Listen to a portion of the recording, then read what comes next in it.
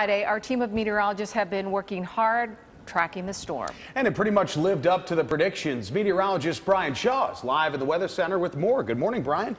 Yeah, Joe, I'd have to say, though, it's probably all dependent on who you ask. If you're in the northern Erie County area in the eastern suburbs, you're probably thinking, well, what are you talking about? We didn't see anything, just maybe an inch or here or there, or that applesauce that you said, Joe. I think that's a perfect description of it. But about 30, 40 miles away, this was an epic snowstorm of sorts in some areas, seeing upwards of a foot. We have some reports here in Freedom and Cattaraugus County, 8 inches, Franklinville, 1 foot, Weathersfield, 16 inches.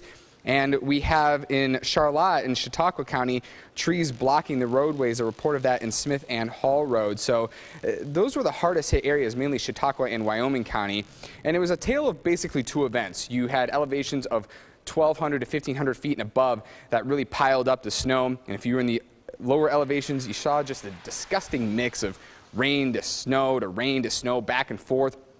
And a couple degrees really made the difference. It was a combination of the lakes, the elevation, and the cold air not really materializing in those lower elevations as much as we thought it would. And that played a huge role in the lack of snow in those areas. And you also have to consider the melting that you saw. Look at that shot there, is just really wet. So we maybe saw an inch to 2 inches possibly that will be reported at the airport when all is said and done, but it was on and off. We saw a little bit of snow, then it changed back to rain and it melted some, and it didn't really stick on the roadways all that much. But even though we did see only a little bit of snow, those trees really did sag quite a bit, and we had some of those power outages because it was a very heavy wet snow and it only took a couple inches to see some of those power outages. But I mean, did it ever come down in places like Chautauqua and Wyoming County, Joe, Victoria? Because we saw